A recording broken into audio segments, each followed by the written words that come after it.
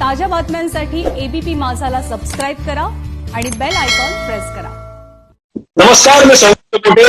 आज अत्यंत महत्वाचा माणूस आपल्यासोबत आहे, त्यांचं नाव आहे अनंत महादेवन। सर, मी तुमचं खूप खूप स्वागत करतो। माहिती आहे मला, ट्विटर मध्ये तुमचं खूप खूप लाइक्स येते हैं आणि बहुत बहुत शुक्रिया उसके लिए। और क्या है, एक आर्टिस्ट के लिए और क्या चाहिए, इतना एनकरेजमेंट और इंस्पिरेशन जब आप जैसे सिनेमा एंथुजियास्ट और क्रिटिक्स से मिलता है तो हमारे लिए बहुत महत्वपूर्ण है। और प्लीज ये आगे जारी रखिए ताकि हम और अच्छा काम कर सके। कोशिश। Thank you sir, thank you sir. मला एक फार महत्वाची गोष्ट सांगायची आहे अनंतजींबद्दल। अर्थात त्यांनी आता माझं कौतुक केलं म्हणून मी सांगत नाहीये, पण थिएटर, टीव्ही आणि सिनेमा या तिन्ही माध्यमांमध्ये अत्यंत शांतपणे काम करणारा माणूस म्हणून अनंत महादेवन माझे प्रिय आहेत। आणि दुसरी गोष्ट, सातत्यानं मराठी चित्रपट दिग्दर्शन त्यांचं चालू आहे। सिंधुताई सपकाळ असू दे किंवा उषा जाधव बरोबर केलेला माईघाट सारखा सिनेमा असू दे, आणि आता त्यांचा आणखी एक चित्रपट आहे जो आहे बिटर स्वीट, जो सिनेमा बुसान फिल्म फेस्टिवल मध्ये दाखवला जाणार आहे आणि तो मानाचा आहे। अनंतजी, मी तुमचं स्वागत तर केलेलंच आहे। मला फार एक कुतूहल वाटतं तुमच्याबद्दल। तुम्ही सातत्यानं मराठी सिनेमांचं दिग्दर्शन करताय, निर्मिती करताय आणि ते सगळे चित्रपट हे आंतरराष्ट्रीय चित्रपट महोत्सवांमध्ये जात आहेत। मराठी बद्दल ये लगाव कहां से आ गया सर? कशी निर्मिती होतीये?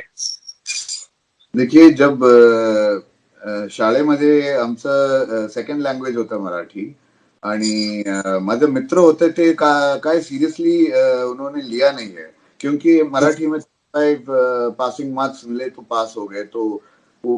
लेकिन मेरे लिए भाषा जो है बहुत महत्वपूर्ण था, चाहे वो हिंदी हो, मराठी हो या अंग्रेजी हो या मेरी मातृभाषा मलयालम या तमिल हो। तो उस वक्त से ही, स्कूल से ही मुझे मराठी से बहुत लगाव हो गया था।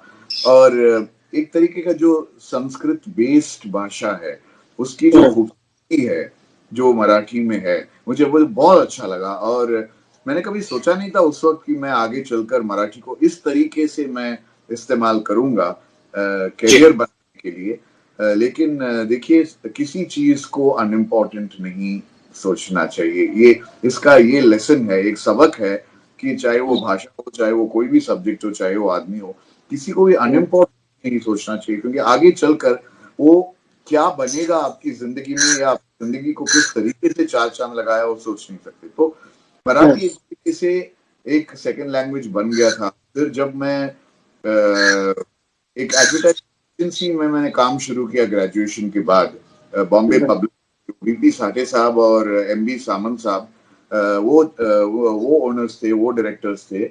और अरविंद सामंत, जिन्होंने बहुत सारी फिल्मों का निर्माता, जैसे सारे संसार, माझं घर माझा संसार, बहुत सारी मराठी फिल्मों का उन्होंने उनको यूज किया। तो उनके साथ रह रहकर मराठी तो एकदम एक फैमिली जैसा हो गया था। सिर्फ मराठी बोलते थे हम उस ऑफिस में।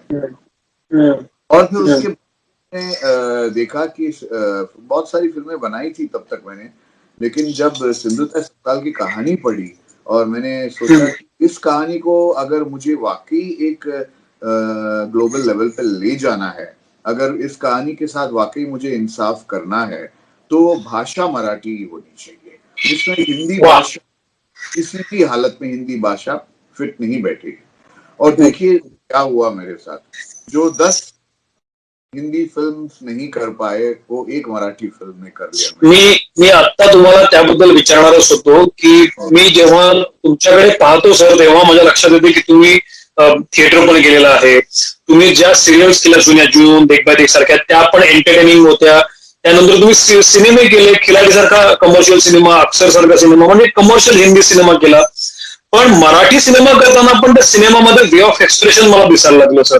तो सिनेमा फक्त सिनेमा एंटरटेनमेंट व्हॅल्यू नाहीये त्याच्यामध्ये, तर त्याच्यामध्ये एक्सप्रेशन दिसायला लागलं, काहीतरी म्हणायचंय या सिनेमातून असं दिसायला लागलं। हा चेंज ओव्हर कसा झाला? सच पूछो तो वो चेंज ओवर था ही नहीं, ये यही था, ये मैं यही करना चाहता था शुरुआत से।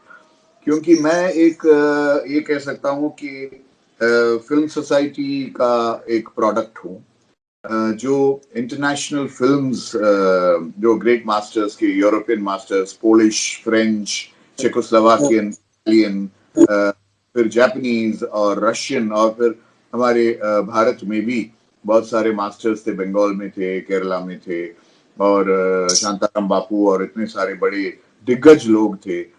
उन फिल्मों को देख देख कर मैंने अपने आप को सिनेमा सिखाया था।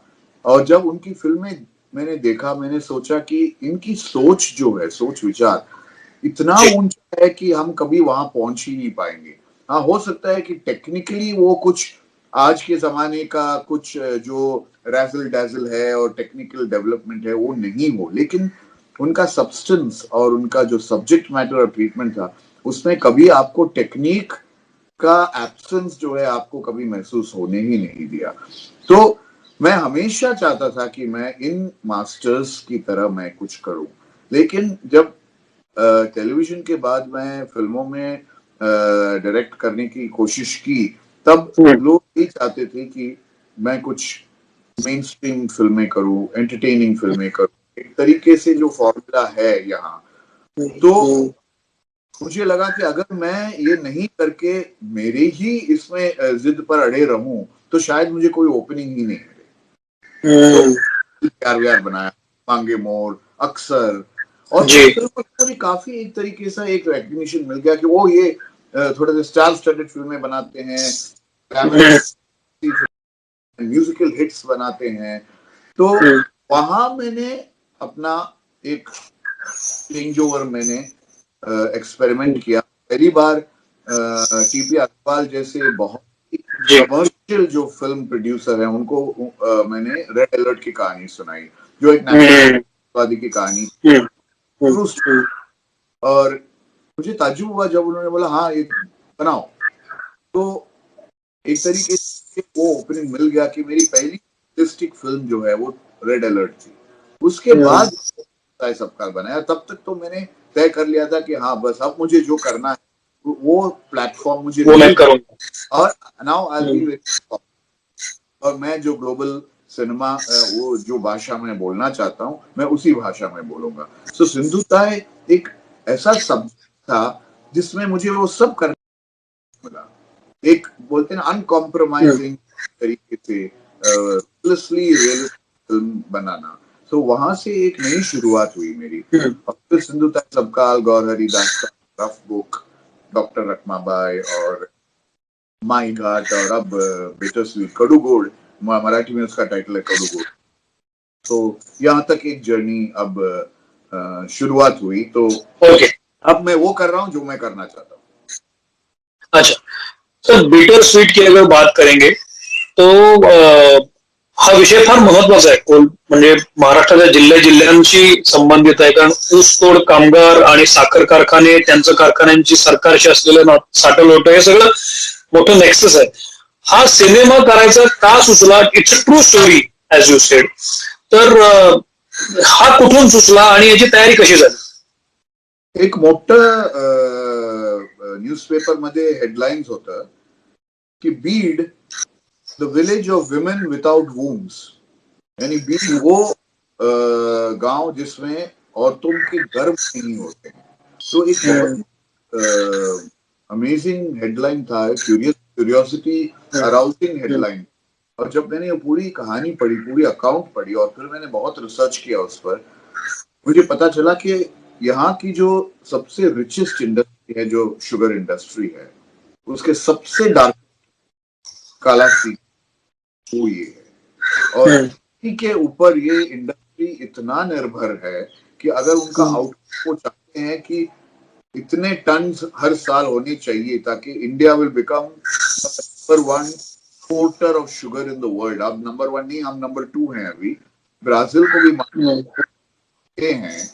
तो ह्यूमन लाइफ को कोई value, human life come cheap, labour comes cheap, human life is even cheaper. तो इस तरीके से जो एक कीमत जिसकी नहीं है, उस तरीके से जो ट्रीट किया जाता है, क्योंकि वो सिर्फ चाहते हैं कि ultimately the economy of the country and country जो, और एक तरीके से जो उनके जो कहते हैं कि बैंक अकाउंट्स को करने के लिए, ये हम सबके ऊपर, ऐसे औरतों के ऊपर चल कर जाते हैं। तो ये बहुत सारे लोगों को एक्चुअली पता नहीं था, कुछ लोगों को पता, कुछ औरतों को पता था, लेकिन बहुत सारे जो नॉलेजेबल लोग हैं, जो पढ़े लिखे लोग हैं, उनको भी पता। तो this became as a shocker, जो बोलते एक ही वर्ड है कि शॉकिंग फिल्म। और मैं चाहता था कि एज अ फिल्म अब अगर मैं आगे बढ़ूं, सिंधुताई से लेके गौरी दास्तान से लेके रफ बुक से माई गार्ड से, मुझे अगर 10 कदम और आगे बढ़ना है, मैं I wanted to improve as a director, और हमेशा सोचता था कि मैं 2 कदम आगे बढ़ूंगा, पीछे नहीं जाऊंगा। ये एक इतना चैलेंजिंग था कि मेरे लिए बहुत मुश्किल था। और मैं हमेशा ये कहता हूँ कि अगर कोई चीज बहुत मुश्किल है, वही सही चीज है, उसी को पकड़ो और करो, क्योंकि उसी में अपने आप मेरा ग्रोथ है और सिनेमा का भी ग्रोथ है। और एक तरीके से सोशली रेलेवेंट सिनेमा जो अभी कड़ूगोड़ बना है, जो अचानक लोगों की आंखें खोल रहे हैं और लोग पढ़ रहे हैं, बात कर रहे हैं, डिस्कस कर रहे हैं वो ट्रेलर के बाद। तो आप सकते हो कि महत्वपूर्ण सब्जेक्ट है, और कितना मुझे एक तरीके से धक्का लगा होगा जब मैंने ये सारे स्टैटिस्टिक्स और डिटेल्स मैंने इकट्ठा किए, और स्क्रीन आने में इतना बहुत मुश्किल था, क्योंकि ये एक डॉक्यूमेंट्री नहीं बनाना चाहता था मैं, ये एक औरत की कहानी, और औरत की कहानी को किस तरीके से आप ड्रामेटिक बनाएंगे लेकिन मेलो ड्रामेटिक नहीं बनाएंगे, ये बहुत इम्पॉर्टेंट था। तुमच्या सिनेमामध्ये मी तुमचे काही सिनेमे पाहिले तर त्याचं कास्टिंग मला फार इंटरेस्टिंग वाटतं. मग सिंधुताई मधली तेजस्विनी पंडित असू दे, किंवा माईघाट मधली उषा जाधव असेल, किंवा आता अक्षय गुरव ही एक मुलगी तुम्ही या सिनेमामध्ये घेतली. अक्षयचं कास्टिंग कसं झालं? कारण एकदम सडनली वेगळा चेहरा तुम्ही घेतला. वाय अक्षय? मुझे ये तो मैंने तय किया था कि जो चेहरा ये सगुना का रोल करेगी, वो एक नॉन आइडेंटिफाइबल फेस होनी चाहिए। लेकिन चूंकि उषा के साथ एक बहुत अच्छा कंफर्ट लेवल बन गया था माईघाट के बाद, और माईघाट में इतनी अवार्ड्स जीती वो, और इतना जबरदस्त परफॉर्मेंस दिया कि उससे हटना मेरे लिए मेंटली मुश्किल था। लेकिन मुझे मालूम था कि अगर उषा को मैं कास्ट करता तो शायद एज वाइज वो सही नहीं होती, और वो मुझे मौका मिला कि एक फ्रेश फेस को लूं जिसको लोगों ने देखा ही नहीं। और बाय चांस जब अक्षय मुझे आके मिली और हमने बातचीत की उनसे, मैं कभी ऑडिशन नहीं लेता, मैं सिर्फ लोगों से बात करता हूँ और मैं तय करता हूँ कि ये आदमी या औरत एक्टर है कि नहीं है। मुझे पता चल जाता है, उनकी स्पीच से पता चल जाता है कि मैं इन पर काम कर सकता हूँ कि नहीं कर सकता हूँ। और मैंने अक्षय को सिर्फ मराठी बोलने के लिए कहा, वो 15-20 मिनट तक बोली, और फिर उसके बाद मैंने ये कहानी उनको सुनाई, और वो 2 मिनट के लिए चुप बैठी, वो कुछ नहीं बोली। मुझे लगा कि शायद उसको अच्छा नहीं लगा, शायद वो करना नहीं चाहिए। इस तरीके के सब्जेक्ट है जो बहुत ही एक तरीके औरतों को और के दिल को दुख पहुंचता है, और एक तरीके से मेंटली भी उनको बहुत ये करता है, एनर्जी निकाल देता है। लेकिन वो 2 मिनट के बाद बोली कि नहीं किया, मुझे ये करना है। और मैं सोचता हूँ एट दैट मोमेंट, और जो काम इसने किया है, पोस्टर में देखकर लोगों ने मुझसे कहा है कि असली ऊस काटने वाली है क्या? अच्छा, ये लगा ही नहीं कि वो कोई एक्टर है। So that was my success in. या सिनेमाचा ट्रेलर मी सुद्धा बघितला, पण मलाही खरंच पटकन ओळखलं नाही की अक्षय आहे. कारण खूपच वेगळ्या पद्धतीचं एक टेकिंग आहे, आणि तिची वेशभूषा आणि त्याचं एकूण सगळं जे वावरण आहे ते फार इंटरेस्टिंग आहे, आणि मला आवडलं सुद्धा ते. आपण आता अगदी शेवटच्या टप्प्यावर आलो सर. मी तुम्हाला 2 प्रश्न विचारतो, मग आपण इथं थांबूया. त्याचा पहिला प्रश्न असा आहे की तुम्ही सातत्यानं सिनेमा निर्मिती करताय, मराठी सिनेमा निर्मिती करताय. तो सिनेमा केला की तो आंतरराष्ट्रीय पातळीवर जातोय. एका अर्थानं मराठीसाठी खूप आनंदाची गोष्ट आहे की सिनेमा वेगवेगळ्या लेवलवर जातोय, मराठी सिनेमा म्हणून त्याची एक गणना होतीये. पण हे सगळं करत असताना मराठी इंडस्ट्री पासून तुम्ही थोडे लांब असं का वाटतंय? मराठी इंडस्ट्रीने तुम्हाला अजून आपलं असं केलं नाहीये की तुम्ही एक अंतर राखून काम करताय आपल्या? नहीं, मुझे देखिए 2 तरीके से ये आंसर करता हूँ। जो एक्टर्स हैं, टेक्नीशियंस हैं, और जो मराठी यूनिट्स हैं उनके मैं बहुत बहुत बहुत करीब हूँ। और इतने डिसिप्लिन्ड लोग मुझे कभी हिंदी में नहीं मिले, let me tell you this. तो शायद उसी की वजह से मैं बार बार मराठी के पीछे भागता हूँ, मराठी की तरफ जाता हूँ, क्योंकि मुझे वहाँ के artist in every sense, whether वो एक्टर हो या टेक्नीशियन हो या कोई, मुझे उनमें एक अलग अप्रोच नजर आता है जो मेरी तरीके की फिल्मों के लिए बहुत बहुत जरूरी है। रही बात दूसरे लोगों की, तो शायद उन लोगों ने अभी तक इस बात को उन्होंने डाइजेस्ट नहीं किया कि एक साउथ इंडियन यहाँ आकर मराठी फिल्में बना रहा है। क्यों बना रहा है भाई, हिंदी में बनाने दो। क्योंकि मुझे अच्छी तरह से याद है जब सिंधुताई सब ने अपने प्रोड्यूसर सचिन खनोलकर से कहा, उन्होंने सोचा कि मैं हिंदी बनाने के लिए आया हूँ, तो मैंने उनसे कहा कि नहीं, मैं ये फिल्म मराठी में बनाऊंगा। तो उन्होंने कहा कि हाँ मैं आपको बताता हूँ। तो 2 दिन बाद आके उन्होंने कहा कि मैंने बहुत सारे लोगों से बात की और उन्होंने कहा कि अनंत मराठी में क्यों फिल्म बना रहा है, वो तो हिंदी फिल्म में बनाता है, उसको बोलो हिंदी फिल्म बनाने के लिए मराठी में क्यों आ रहा है। सो शायद एक डिस्टेंसिंग है, शायद लोगों को ये रिकंसाइल नहीं कर पा रहे हैं कि मैं मराठी कर सकता हूँ। लेकिन मुझे अभी भाषा is not the important thing. आज भाषा जो है एक सबटाइटल बन के रह गया है पूरी दुनिया में। आप किसी भी भाषा में फिल्म बनाइए, टुडे द भाषा is of cinema, not the language जो रीजनल है। लेकिन मराठी मेरे लिए एक बहुत ही एनरिचिंग एक्सपीरियंस रहा है, और अगर और भी सब्जेक्ट्स ऐसे मिले तो मैं मराठी में ही बनाऊंगा। और मुझे बहुत खुशी हुई है, I have been very satisfied doing Marathi cinema. वा, शेवटचा प्रश्न विचारतो सर, माझा आवाज येतो ऐकू तुम्हाला? हो हो, हा, शेवटचा प्रश्न मी विचारतो, हा सिनेमा थिएटरमध्ये कधी येणार, हा सामान्य लोकांना कधी पाहता येणार, काही प्लॅनिंग केलंय का? आता कारण लॉकडाऊन पण उठायला लागलाय, थिएटर पण ओपन होणार अशी बातमी येते, काय प्लॅनिंग आहे सिनेमाचं? ये फिल्म इतनी बड़ी है, इतनी बड़ी है, इतनी बड़ी है, क्योंकि जो खेत में हम गए हैं, जो शुगर मिल्स में हम गए हैं, ये एक 70 mm फिल्म है।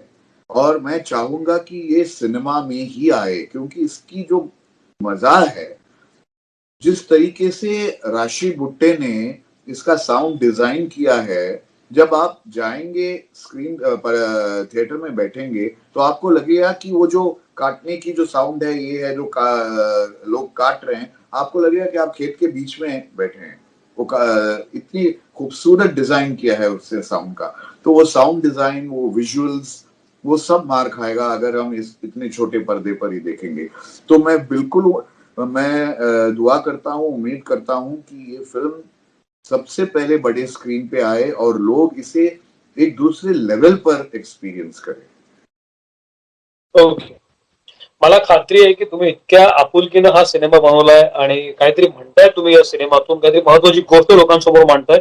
तर केवळ महाराष्ट्रातच नव्हे तर भारतामध्ये, जगात तर ऑलरेडी त्या सिनेमाचं कौतुक सुरूच आहे, महाराष्ट्रातही हा सिनेमा गाजेल आणि अशा चांगल्या वेगवेगळ्या विषयांची गरज मराठीमध्ये आहे सर, जी तुम्ही पूर्ण करताय. तुम्ही एबीपी माझाशी बोललात, खूप खूप धन्यवाद. आणि आपण पुन्हा एकदा पुढची जी आपली भेट आहे ती मात्र अशी नसणार आहे, आपण समोरासमोर बसूया आणि बोलूया. बसूया. I look forward and let's meet in person. ये सब रिस्ट्रिक्शंस जो है, मैं दुआ करूंगा कि बहुत जल्दी हटे और दुनिया फिर एक बार चलने लगे और हम सब मिलने लगे। और मैं ये फिल्म जरूर आपको भी दिखाना चाहूंगा और दुनिया को भी दिखाना चाहूंगा। सो इसी बात पर मैं आपका बहुत बहुत धन्यवाद करता हूँ। आभार, शुक्रिया, और बहुत जल्द मिलते हैं।